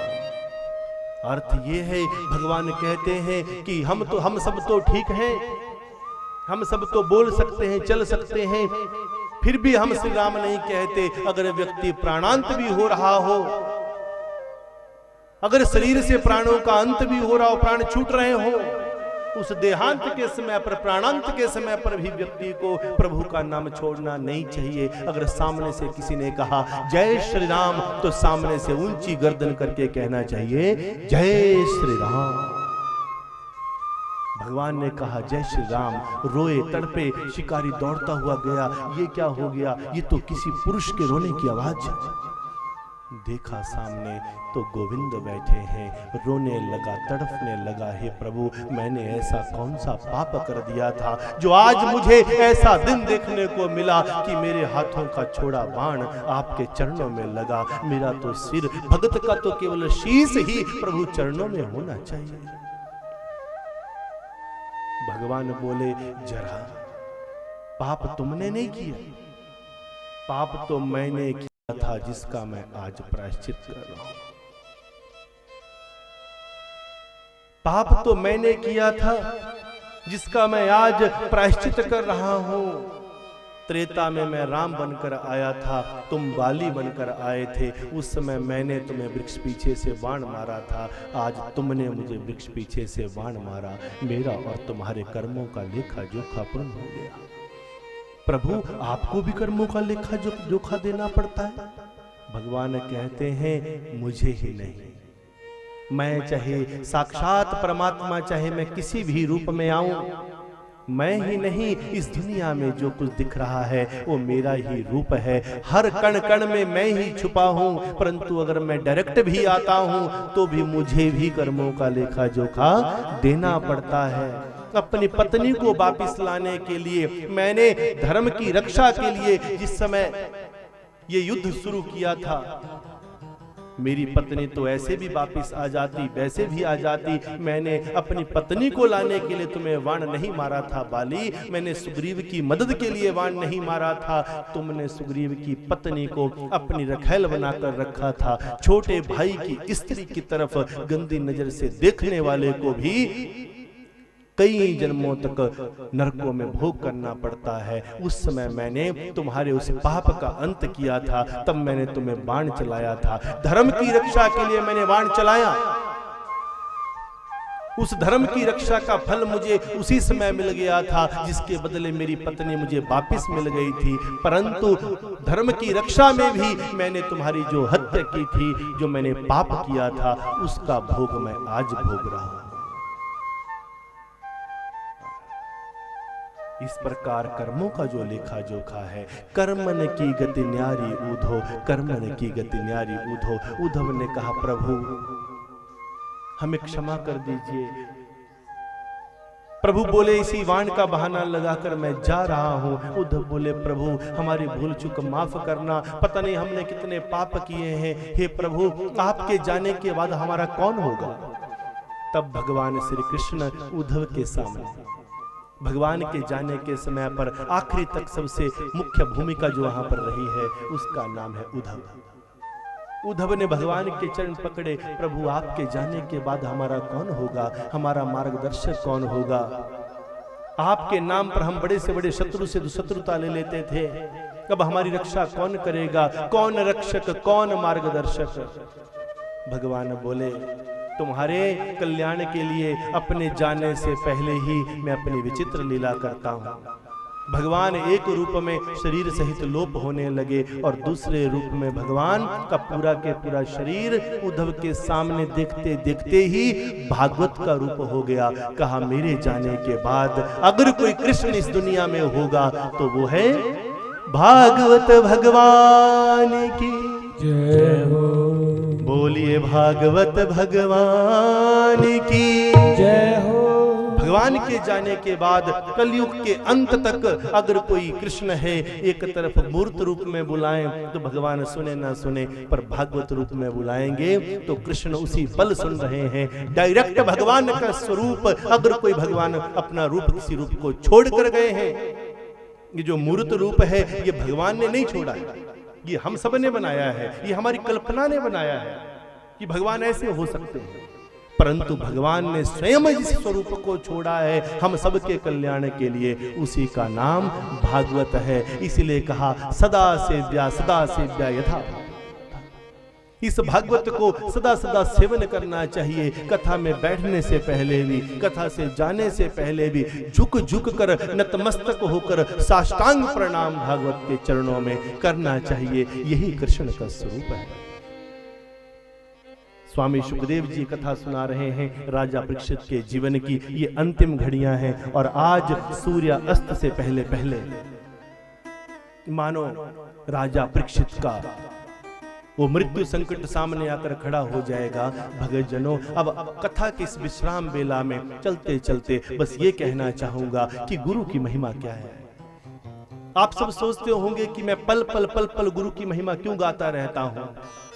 सतगुरु की कृपा से ही ये संसार चलता है, और तो और परमात्मा भी अपनी जीवन में जो भी लीला करते हैं वो गुरु की कृपा से ही करते हैं, और तो और गुरु के कृपा से ही परमात्मा भी आते हैं, और गुरु का उल्लंघन करने से ही भगवान को भी जाना पड़ता है। आखिर भगवान श्री कृष्ण के पांव के तलवे में उस पद्म मणि में बाण क्यों लगा, कहीं और क्यों नहीं। पूरी दुनिया में जब भी कोई मारा जाता है, जब आदि से अनंत तक जब भी ये युद्ध होते हैं, इतिहास के पन्ने देख लो तो बाण या तो मस्तक पर लगाते हैं, या छाती पर लगाते हैं, पेट पर लगाते हैं। पैरों में कौन बाण लगाता है? पैरों में ही बाण लगकर क्यों भगवान ने ऐसा बहाना लगाया है? एक समय की बात है, भगवान श्री कृष्ण रुक्मणी अपने कक्ष में बैठे थे, वार्तालाप कर रहे थे। उनके गुरु दुर्वासा ऋषि जी दौड़ते हुए आए। दुर्वासा ऋषि ने जाकर कहा, अरे द्वारपालो जाओ, कन्हैया से कह दो उनके गुरु आए हैं। द्वारपालों ने कहा, गुरुदेव क्षमा करना, इस समय भगवान श्री कृष्ण माता रुक्मणी सहित एकांत में बैठे हैं, हम उन्हें कह नहीं सकते, आपको इंतजार करना पड़ेगा। सतगुरु ने कहा, दुनिया में सब कुछ हो सकता है, पर जिस दिन दुनिया ये कहे कि सतगुरु को इंतजार करना पड़ेगा तो समझ लो कि विपरीत समय आरंभ हो चुका है। सतगुरु सीधे अंदर जाकर गए, दरवाजे को पैर से प्रहार किया, दरवाजा खोला, अंदर भगवान कृष्ण रुक्मणी बैठे थे। बोला, लज्जा नहीं आती तुझे? गुरुदेव आप, मुझे किसी ने बताया नहीं, हम तो ऐसे अंदर बैठे थे, बातचीत कर रहे थे। बोला, कैसा शिष्य जिसे गुरु के आने की आहट पता ना चले, वो कैसा शिष्य जिसे गुरु के सतगुरु के आने की आहट पता ना चले, वो शिष्य कहलाने के योग्य नहीं है। हे कृष्ण, मैं तुझे कदापि माफ नहीं करूंगा। तेरे द्वारपाल कहते हैं इंतजार करो। इंतजार शिष्य करता है या सतगुरु करता है? इंतजार घर वाले करते हैं या मेहमान करते हैं? घर वाले इंतजार करें कि मेहमान आ रहा है तो जचती है, पर मेहमान पहले घर में पहुंच जाए और घर वाले कहें इंतजार करो हम आ रहे हैं, तो समझ लेना कि विपरीत समय आ चुका है, बुरा समय आ चुका है। कौन वो ऐसा अनाड़ी होगा जो संतों का अपमान करे, जो संत को कहे कि आप इंतजार कीजिए हम व्यस्त हैं। कथा प्रेमियों, सतगुरु ने कहा, मैं तुझे कदापि माफ नहीं करूंगा। भगवान कृष्ण बोले, गुरुदेव मुझे माफ कर दो। बोला, नहीं, मैं तुम्हें दंडित करूंगा। पूछा, गुरुदेव क्या दंड है मेरा? दुर्वासा ऋषि बोले, जाओ अभी के अभी एक खौलती हुई उबलती हुई खीर लेकर आओ। खौलती हुई उबलती हुई खीर मंगवाई, बोला बिल्कुल आग की तरह खौल रही हो। उस खीर को तैयार करके उस खौलती हुई खीर को लेकर कृष्ण पहुंचे गुरुदेव के पास। गुरुदेव बताइए क्या आज्ञा है। अब ऐसा कर इस जलती हुई खौलती हुई गर्म खीर को अपने पूरे के पूरे शरीर के ऊपर मल दो। मैं तुम्हारे शरीर को जलता हुआ देखना चाहता हूं। मैं तेरे शरीर को पूरी तरह से जला हुआ देखना चाहता हूं। भगवान कृष्ण गुरुदेव की आज्ञा को कहे, गुरुदेव आपकी कृपा से आपकी आज्ञा से कुछ दंड नहीं हो सकता। कहते हैं ना सतगुरु तो गाली भी दे दे वो भी अच्छी है। गुरु कभी किसी का बुरा नहीं करता। गुरु की हर बात में एक राज होता है। भगवान कृष्ण ने गुरु की आज्ञा को सिर माथे लगाया। सतगुरु कहना गुरु कहना बड़ी अच्छी बात है, परंतु इस शब्द की पराकाष्ठा को समझना इतना आसान नहीं है। उस खौलती हुई खीर को भगवान कृष्ण उठाते और सतगुरु की आंखों के सामने सामने पूरे शरीर के ऊपर मलना शुरू किया। जहां जहां वो खीर लगती गई भगवान कृष्ण के शरीर पर छाले पड़ गए, फलाक पड़ गए, पूरा शरीर जलने लगा। परंतु भगवान कृष्ण ने एक बार भी मुड़कर ना पूछा कि गुरुदेव ऐसा। भगवान बोले सतगुरु आपकी आज्ञा सिर माथे, चाहे मरना पड़ जाए, कुछ भी दुख मिल जाए, पर गुरु की आज्ञा का उल्लंघन नहीं होना चाहिए। यही शिष्य का कर्तव्य है। पूरा शरीर जलकर फलाक हो गया, छाले पड़ गए। खीर को मलते मलते जब भगवान श्री कृष्ण उस खीर को लगाते लगाते अपने पैरों की तरफ पहुंचे तो भगत जनों पैरों के ऊपर की तरफ भी खीर मल दी। पर जब नीचे की तरफ खीर लगाने को चले तो मन में ख्याल आया, हे मेरे सतगुरु, मैं आपकी आज्ञा का पूरा पालन करता हूँ। मेरा पूरा शरीर जल जाए, राख हो जाए, मुझे परवाह नहीं है, पर अपने सतगुरु के दिए हुए प्रसाद को अपने गुरु जो देता है वो प्रसाद होता है। गुरु के हाथों से, गुरु के मुख से जो चीज निकल जाए वो प्रसाद ही है। अगर गुरुदेव ने आज्ञा दी है तो ये भी प्रसाद है। इस प्रसाद को, सतगुरु के प्रसाद को मैं अपने पैरों से कैसे लगाऊं, पैरों के नीचे कैसे रौंद दूं मैं अपने गुरु के प्रसाद को। तो भगवान श्री कृष्ण ने पूरे शरीर पर खीर मली, पर पैरों के नीचे की तरफ तलवे में खीर नहीं मली। इसी कारण पूरा शरीर तो वज्र बन गया गुरु के प्रसाद से। सतगुरु जानते थे कि बाण आने वाला है, बाण तैयार हो रहा है। वही बाण मेरे शिष्य को उठाकर ले जाएगा। अपने शिष्य को बचाने के लिए उस दुख को सतगुरु देख नहीं सकता था, इसलिए सतगुरु ने अपने शिष्य के पूरे शरीर को जलाकर वज्र बना दिया। वज्र नहीं बना तो क्या, वो पांव का तलवा। और जिस समय वो पापी बाण चलता हुआ आया, देखा कि पूरा शरीर तो वज्र है, मैं जाऊं तो कहां जाऊं। तब उस बाण ने कृष्ण भगवान के तलवे के ऊपर प्रहार किया और तलवे में बाण लगा। भगवान कृष्ण का वही शरीर नाजुक रह गया था, बाण लगा और भगवान ने जाने का विचार किया। इसलिए कहा कि सतगुरु के प्रति, गुरु के प्रति, गुरु के मुख से निकला हुआ एक एक वचन जिंदगी बदल देता है। भगत जनों, जिंदगी बस बशर्ते कि शिष्य सच्चा हो और सतगुरु सच्चा हो। हम तो इतनी छोटी सी बात पर नहीं चल पाते। हमें तो अगर इतना सा कह दिया जाए, जा तू आज अपनी बीड़ी छोड़ दे, तो व्यक्ति कहता है मैं बीड़ी तो नहीं छोड़ सकता पर गुरु को जरूर छोड़ दूंगा। एक बच्चा आश्रम में आया, गुरुदेव 12 साल शादी को हो गए, बच्चे नहीं। सतगुरु बोले तुम शराब पीते हो? बोला हाँ। तो बोला ठीक है, हम तुम्हें वचन देते हैं 1 साल के अंदर अंदर तेरे बच्चे हो जाएंगे, पर तुझे शराब छोड़नी पड़ेगी। बोला जी गुरुदेव, शराब छोड़ दूंगा। 12 वर्ष हो गए हैं, पता नहीं कितना लाखों रुपए बर्बाद कर दिए, बच्चे नहीं मिल रहे। गुरुदेव ने आशीर्वाद दिया, 1 साल के भीतर उस व्यक्ति को बच्चा प्राप्त हो गया। बड़ा सुंदर मुखड़े वाला एक पुत्र हुआ उसके। ये व्यक्ति अवाह देवी से था। तो जैसे ही 1 साल बीता, 1 साल तक उसने पूरा नियम का पालन किया, शराब छोड़ के रखी, सब कुछ छोड़ दिया। जब पुत्र हुआ कहते हैं कि सतगुरु की कृपा से चाहे सब कुछ मिल जाए, अच्छा अच्छा होता रहे, तो कोई नहीं कहता कि गुरु की कृपा से हुआ है। पर अगर शिष्य के जीवन में कोई एक बुरा हो जाए तो शिष्य भी और पूरी दुनिया भी कहती है कैसा गुरु। पुत्र हो गया, गुरु की याद ना आई। 11 दिन हो गए, 11वें दिन को मित्र सज्जनों ने पार्टी मांगी तो रात को 9 बजे बच्चा फोन करता है, सिद्धोम गुरुजी। गुरुदेव बोले सिद्धोम बेटा। बोला गुरुजी एक बात पूछनी थी आपसे, आपने नियम बताए थे, सारे नियम का पालन किया, मेरे 12 साल बाद बच्चा भी हो गया है, आज 11 दिन का हो गया, पर एक नियम पूछना भूल गया गुरुजी। आज ना मित्र सज्जन सब कह रहे गुरुजी अब बच्चा भी हो गया है, 1 साल तक मैं कसम खाता हूं मैंने शराब को छुआ भी नहीं, अब 11 दिन का बेटा हो गया, अब मैं आज से शराब पी सकता हूं। वो व्यक्ति जिसको 12 वर्ष के बाद पुत्र भी मिल गया, संतान सुख मिल गया, वो कह रहा है आज से मैं शराब पी सकता हूं। एक शराब के स्वाद में, एक बीड़ी के स्वाद में गुरु के मुख से निकली हुई एक ही चीज को हम फॉलो नहीं कर सकते। गुरुदेव बोले देखो बेटा, हमारे अनुसार तो आपको बिल्कुल भी नहीं पीनी चाहिए। तो उस बच्चे ने बोला नहीं, मन ही मन में संकल्प किया गुरुदेव कोई बात नहीं, अब बच्चा मिल गया है, अब हम आपको छोड़ देंगे पर शराब को नहीं छोड़ेंगे। हट के निकला बच्चा, हट के मुड़ के ना देखा। सोचा मुझे कभी किसी गुरु की आवश्यकता नहीं होगी।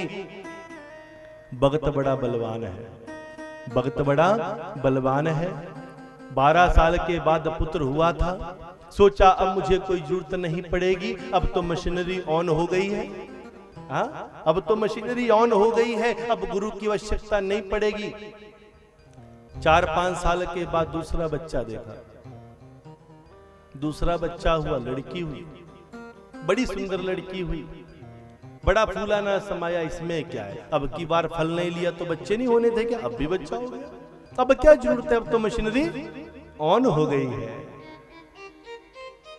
जैसे ही पुत्री हुई बड़ी सुंदर, जब पुत्री की आयु लगभग कोई 1.5 साल हुई, ये लगभग कोरोना काल के समय की बात है, जब पुत्री 1.5 साल की हो गई तो पुत्री के बीच में कुछ ऐसे चेंजेस देखे गए कि ना उसे ये पता लगता था कि मैं सुसु करना, पोटी करना, कि खाना मांगना, कि भूख की प्यास, कुछ नहीं, बस ऐसे रहती थी। सारी दुनिया में कितने डॉक्टर्स को दिखा दिया, पता ना चला। फिर हट फिर के किसी मित्र सज्जन ने कहा, रेफरेंस से कहीं से, बोला हमारे गुरुजी हैं वहां जाओ, आप वहां आपका दुख दूर हो जाएगा।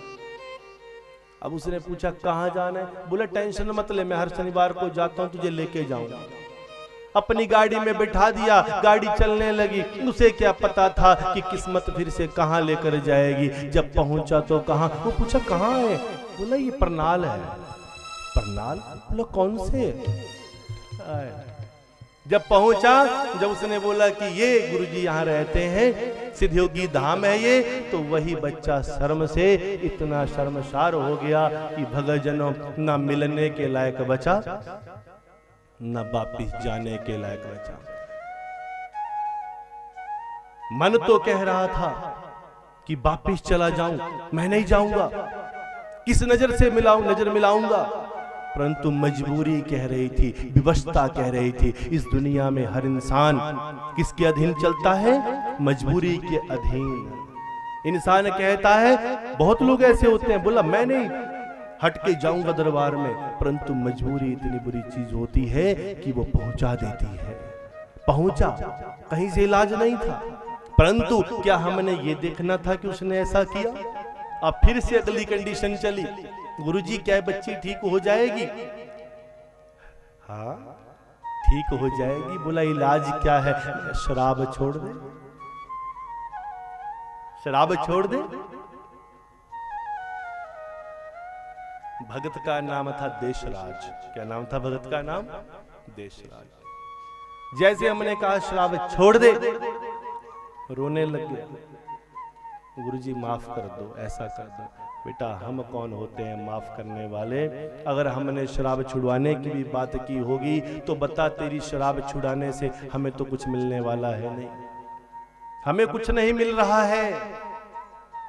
मिलेगा भी तुझे ही, गुरु की हर बात में राज होता है। अगर तुमने शराब छोड़ के रखी होती तो तुम्हारी पुत्री ऐसी होती ही नहीं। डॉक्टर्स का सर्टिफिकेट लग गया था, इस पुत्री का दिमाग छोटा है, इसे कुछ भी पता नहीं चलेगा, दिमाग की क्रियाएं नॉर्मल नहीं चल रही। उस बेटी को हमने मात्र 40 रुपए की एक चीजें लिखी, लो बेटा इस चीज को बाजार से लेके आना। 4 जड़ी बूटियां लिखी, कितने की आई वो जड़ी बूटियां?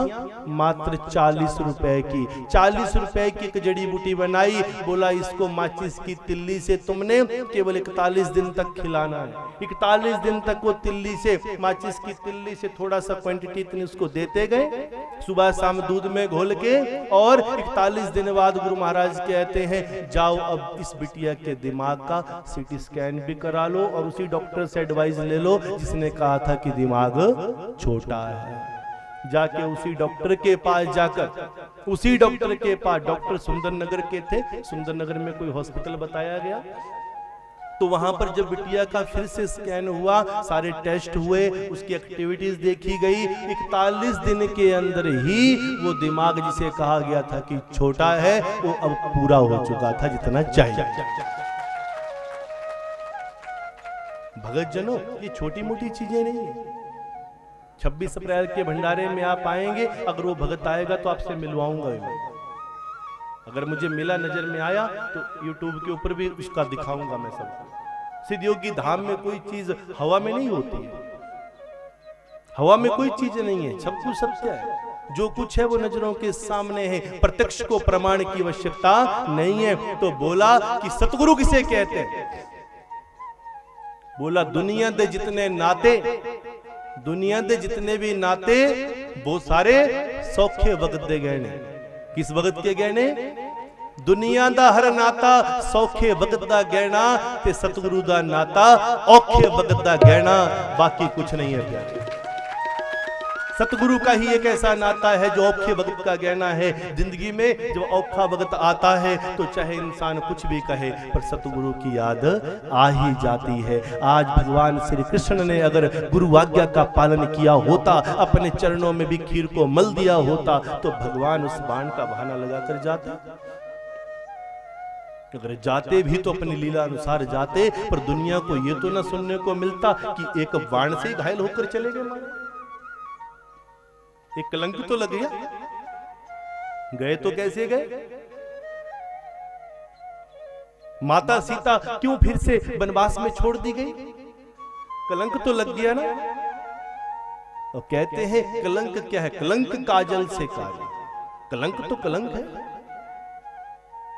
वो महाशक्ति जो दुनिया को, जिन्होंने अर्जुन जैसे धनुर्धर को भी धनुष बाण उठाना सिखाया, ऐसे प्रभु केवल एक बाण से, तब कहा मनुष्य बलि नहीं होते हैं, मनुष्य बलि नहीं होते हैं, समय होत बलवान। जब वक्त अच्छा होता है तो सब अपने होते हैं, जब वक्त विपरीत चलता है तो करीबी से करीबी भी साथ छोड़कर चला जाता है। जब भगवान राम का वक्त बुरा आया तो उनकी किस्मत इतनी खराब चल रही थी कि फेंका गया पत्थर भी डूबने लग गया, और पत्थर फेंकते थे तो तैरते थे। राम ने पत्थर फेंका तो डूब गया। भगत जनों, जब समय बुरा होता है तो किसी भी व्यक्ति को बोलने का मौका मिल जाता है। यही ग्रह है। दुनिया नजर दिखा देती है जब समय बुरा चलता है। मनुष्य बलि नहीं होत है, समय होत बलवान। भीलन लूटी गोपिका, बही अर्जुन बही बाण। वही अर्जुन वही बाण, जिसने अर्जुन को भी बाण पकड़ना सिखाया, जिसने अर्जुन के गिरे हुए घुटनों को उठाया, जिसने अर्जुन के छूटे हुए उस हौसले को उठाया, वही कृष्ण आज उसी बाण के द्वारा दुनिया से चले गए। इसलिए आज इस पावन कथा में जहां भगवान श्री कृष्ण के प्रेम में, कृष्ण की उस खुदाई में, कृष्ण के प्रेम में जहां आज राजा परीक्षित ने स्वामी सुखदेव जी से इस कथा का श्रवण किया और ये कथा सुनकर राजा परीक्षित बोले, हे गुरुदेव बताओ मुझे आज्ञा क्या है, मुझे क्या करना चाहिए, क्या करूं मैं जीवन में, अब मेरा आगे का जो समय है उसमें मैं करूं तो क्या करूं। तो स्वामी सुखदेव जी क्या कहते हैं, हे राजन अगर तुम कर सकते हो अब तो केवल और केवल गुरु चरणों का ध्यान करो। गुरु चरणों में ध्यान करने से आपका जो जीवन है वो मुक्ति की तरफ जाएगा। अब तुम मौत को नहीं मुक्ति को प्राप्त कर जाओगे, यही तुम्हारे जीवन का रहस्य है। बोला मुक्ति कैसे पाऊं, मुझे तो अपनी मौत दिख रही है। हे राजन अब तुमने 7 दिन की कथा सुन ली है, भगवान की लीलाओं को समझ लिया है, अब अगर तुम कुछ कर सकते हो तो क्या करो कि ऐसा संकल्प ले लो कि आज से मैं केवल और केवल गुरु चरणों का ध्यान करते हुए केवल उसके नाम में खो जाऊंगा, बाकी मैं किसी को नहीं देखूंगा क्या हो रहा है, किसी की कोई चिंता नहीं। चिंता वो करे जो अज्ञानी हो, जो ज्ञानी हो जाता है वो चिंता नहीं, वो चिंतन करता है। चिंतन परमात्मा से मिलाता है, चिंता संसार से मिलाती है, संसार से बांधती है चिंता और परमात्मा से बांधती है चिंतन। चिंता नहीं, चिंतन करो। चिंतन का अर्थ है सुमिरन, सुमिरन का अर्थ है परमात्मा को पल पल याद करना। और परमात्मा किस रूप में कलयुग में मिलते हैं? कलियुग केवल नाम आधारा, सुमीर सुमीर नर उतरहि पारा, सुमीर सुमीर नर उतरहि पारा। कलियुग केवल नाम आधारा। नाम आधारा, और नाम कौन देता है? कलियुग केवल नाम आधारा, और नाम कौन देता है? नाम मिलता है सतगुरु से, गुरु से। इसलिए जिसने किसी गुरु को धारण किया है वो सौभाग्यशाली है, और जिसने गुरु को धारण अभी तक नहीं किया है वो अति शीघ्र जहां भी आपका मन मान जाए किसी न किसी गुरु की शरण में चले जाओ। पावन धाम सिद्धयोगी धाम से जो दीक्षित होना चाहते हैं, जो नामदान पाना चाहते हैं, तो परसों ही भंडारा है 26 अप्रैल को। 26 अप्रैल को नामदान गुरु दीक्षा का समय प्रातः ठीक 10:30 बजे है। जो भी भक्तजन नामदान पाना चाहते हैं, मुझे परसों भी कोई यहाँ पूछ रहा था, तो जो भी भक्तजन नामदान पाना चाहते हैं वो परसों 26 अप्रैल के भंडारे में प्रातः 10:30 बजे से पहले पहले पहुंचकर अपना नाम वहां पर लिखवाएं और उस नामदान को गुरु दीक्षा को प्राप्त करें। एक माता ने मुझसे पूछा, गुरुजी नामदान कैसे लेते हैं, उसकी क्या खर्चा आता है? नामदान होता है, किसी को बेचारों को नहीं पता होता है, जो भी गए नहीं ऐसे सिस्टम में, तो नामदान ही इस जीवन की ऐसी क्रिया है जिसका कोई खर्चा नहीं होता। खर्च न खूंटे चोर न लूटे, पायो जी मैंने राम रतन धन पायो। ये जो नाम रतन धन है, राम रतन धन है, यही जीवन की सच्ची पूंजी है। इससे बड़ी कोई पूंजी नहीं है। इसलिए आज गुरुदेव का ध्यान करते हुए कि हे सतगुरु ऐसी कृपा होवे कि जो जो हम चाहते हैं हमें भी 26 अप्रैल के भंडारे में नामदान मिल जाए और हम भी प्रभु के चरणों में सदा सदा के लिए खो जाएं। तो गुरुदेव के चरणों में आज की इस कथा की आखिरी वंदना, उसके बाद हम पूर्ण आहुति के साथ इस ज्ञान महायज्ञ की संपन्नता की तरफ प्रवेश करेंगे। आइए आज की कथा की विश्राम बेला की ये आखिरी वंदना, जब स्वामी सुखदेव के चरणों में राजा परीक्षित प्रणाम कर रहे हैं और अपने गुरुदेव से एक ही निवेदन कर रहे हैं, गुरुदेव दया करके मुझको अपना लेना। गुरुदेव दया करके मुझको अपना लेना। गुरुदेव दया करके मुझको अपना लेना। मैं शरण पड़ा तेरी चरणों में जगह देना। मैं शरण पड़ा तेरी चरणों में जगह देना। गुरुदेव दया करके मुझको अपना लेना। गुरुदेव दया करके मुझको अपना लेना। प्यारी प्यारी ताली सतगुरु महाराज का ध्यान। परम पूज्य सतगुरु महाराज श्री श्री सिद्ध योगी बाबा जी, जिनके पावन चरणों की छांव में बैठकर हम सभी ने इस विशाल सप्तदिवसीय ज्ञान महायज्ञ का आनंद लिया और अपनी आत्मा के प्रेम को परमात्मा से जोड़ दिया। श्री राधे, जय गुरुदेव।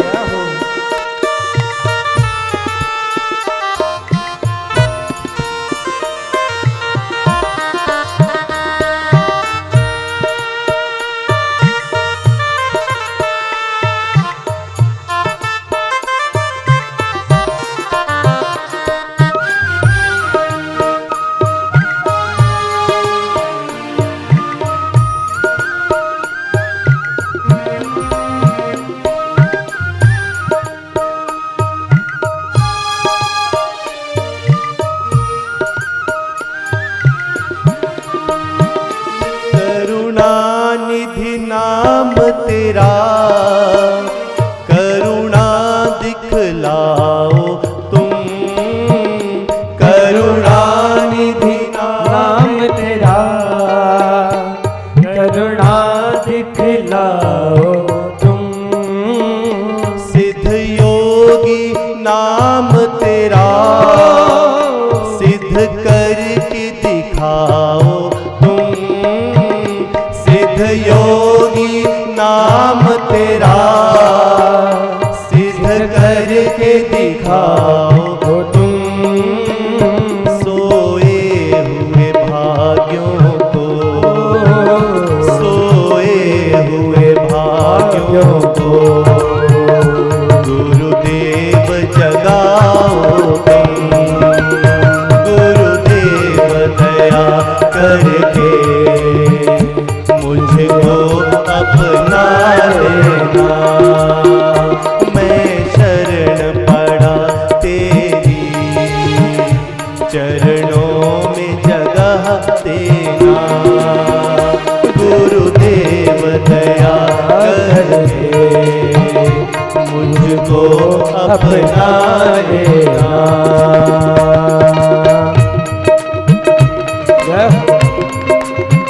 जय गुरुदेव, जय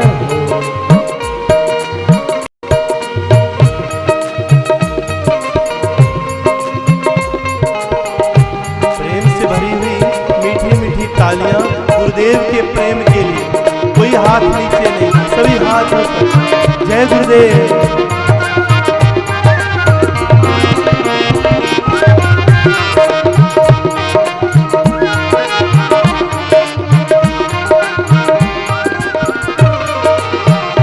तुम सुख के सागर हो, निर्धन के सहारे हो। तुम सुख के सागर हो, निर्धन के सहारे हो। इस तन में समाये हो, मुझे प्राणों से प्यारे हो। इस तन में समाये हो, मुझे रे हो, नित माला जपूं तेरी, नित माला जपूं तेरी, नहीं दिल से भुला देना गुरुदेव दया करके मुझको अपना लेना, गुरुदेव दया करके मुझको अपना लेना। मैं शरण पड़ा तेरी, चरणों में जगह देना, मैं शरण पड़ा तेरी, चरणों में जगह देना। गुरुदेव दया करके मुझको अपना लेना, गुरुदेव दया करके मुझको अपना लेना। जय गुरुदेव। सिद्ध योगी धाम की जय हो, सिद्ध योगी बाबा जी महाराज की जय हो, श्री सिद्ध योगी धाम की जय हो, सभी भगत जनों की जय हो, गुरु प्यारी साध संगत की जय हो।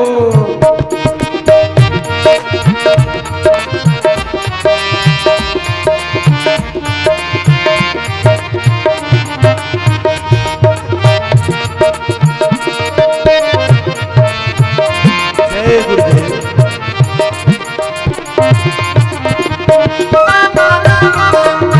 ताली की सेवा गुरु प्रेम में, गुरुदेव की याद में।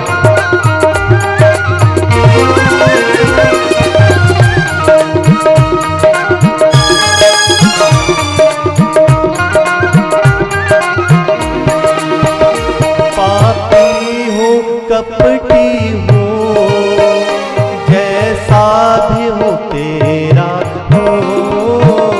पापी हूँ कपटी हूँ, जैसा भी हूँ तेरा हूँ। पापी हूँ कपटी हूँ, जैसा भी हूँ तेरा हूँ। पापी हूँ कपटी हूँ, जैसा भी हूँ तेरा हूँ। घर बार छोड़ कर मैं चरणों में आया हूँ। घर बार छोड़ कर मैं चरणों में आया हूँ। दुख का मारा हूँ मैं, दुख का मारा हूँ मैं। मेरे दुखों को मिटा देना गुरुदेव दया करके मुझको अपना लेना। मैं शरण पड़ा तेरी, चरणों में जगह देना। मैं शरण पड़ा तेरी चरणों में जगह देना। गुरुदेव दया करके मुझको अपना लेना। गुरुदेव दया करके मुझको अपना लेना। सिद्ध योगी दया करके मुझको अपना लेना। सिद्ध योगी दया करके मुझको अपना लेना। सिद्ध योगी दया करके मुझको अपना लेना। योगी दया करके मुझको अपना लेना। मुझको अपना लेना। मुझको अपना लेना। सिद्ध ओम कहा करना। सिद्ध ओम कहा करना। सिद्ध ओम कहा करना। सिद्ध ओम कहा करना।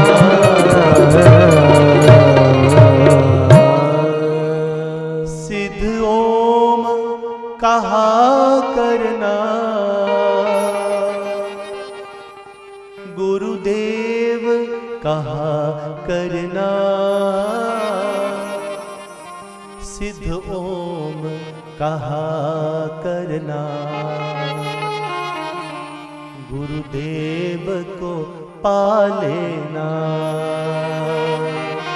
सिद्ध ओम कहा करना, गुरुदेव कहा करना। ये प्रेम की गाथा, राजा परीक्षित ने ये पावन कथा सुनी। स्वामी सुखदेव जी बोले, जाओ इससे पहले कि अब मैं तुम्हें आखिरी संदेश सुनाऊं, अपने पूरे बंधु बांधवों सहित, पूरे परिवार सहित जाओ और इस ज्ञान महायज्ञ की पूर्ण आहुति भगवान के चरणों में अर्पण करो। बहुत ही आनंद की बेला है कि आप सभी पूर्ण आहुति की तरफ प्रवेश कर रहे हैं। आइए पूर्ण आहुति भगवान के चरणों में आचार्य श्री से निवेदन कि बहुत जल्दी प्रेम भाव से पूर्ण आहुति अर्पण करें। तो आइए आप सभी के प्रेम को एक बार फिर प्रणाम करते हुए इस कथा की विश्राम बेला आरती की तैयारी करें। और एक ही शब्द जहां से कथा का आरंभ हुआ था, हरि अनंत हरि कथा अनंता, हरि अनंत हरि कथा अनंता, हरि अनंत हरि कथा अनंता, हरि अनंत हरि कथा अनंता। सुन ही कहि बहु विधि सब संता, सुन ही कहि बहु विधि सब संता, सुन ही कहि बहु विधि सब संता, सुन ही कहि बहु विधि सब संता। हरि अनंत हरि कथा अनंता, हरि अनंत हरि कथा अनंता, हरि अनंत हरि कथा अनंता, हरि अनंत हरि कथा अनंता।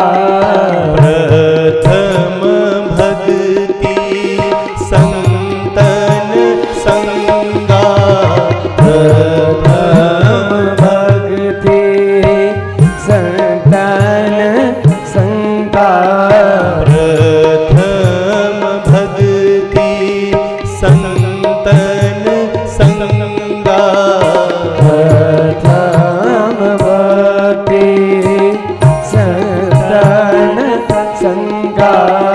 दूसर भक्ति मम कथा प्रसंगा, दूसर भक्ति मम कथा प्रसंगा, दूसर भक्ति मम कथा प्रसंगा, दूसर भक्ति मम कथा प्रसंगा।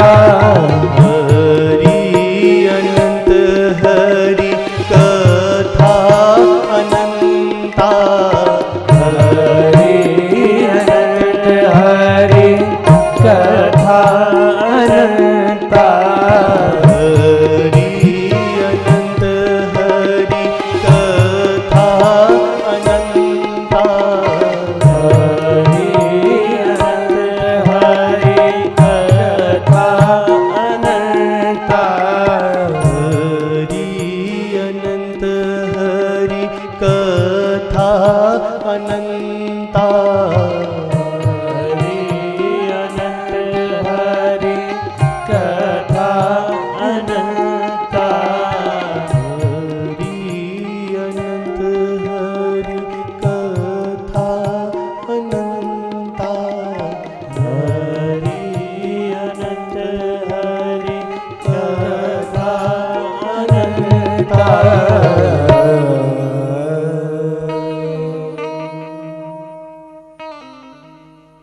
के अंदर संतत्व हो। हरि अनंत हरि कथा अनंता, सुन ही कहीं बहुविधि सब संता। जिन्होंने सुना वो भी संत, जिन्होंने सुनाया वो भी संत। इंसान से संत बनाने का कारखाना ये हरि की कथा। हे बिहारी तेरी आरती गाओ, बांके बिहारी तेरी आरती गाओ, बांके बिहारी तेरी आरती गाओ, कुंज बिहारी तेरी आरती गाओ, कुंज बिहारी तेरी आरती गाओ, आरती गाऊं श्यामा, आरती गाऊं श्यामा, तुमको मनाऊं मैं। बांके बिहारी तेरी आरती गाऊं, बांके बिहारी तेरी आरती गाऊं।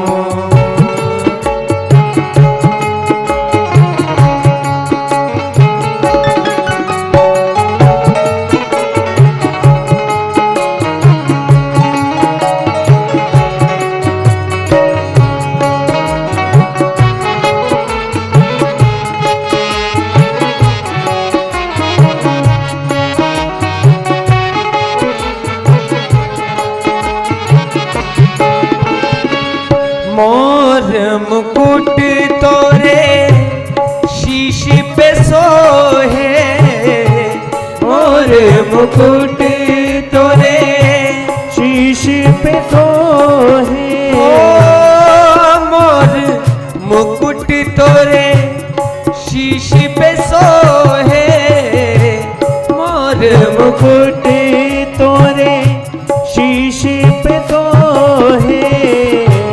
प्यारी प्यारी बांसुरी मेरो मन मोहे, प्यारी प्यारी बांसुरी मेरो मन मोहे। देख युगल छवि, देख युगल छवि, बल बल जाऊं मैं। बांके बिहारी तेरी आरती गाऊं, बांके बिहारी तेरी आरती गाऊं, कुंज बिहारी तेरी आरती गाऊं, कुंज बिहारी तेरी आरती गाऊं, तेरी आरती गाऊं, तेरी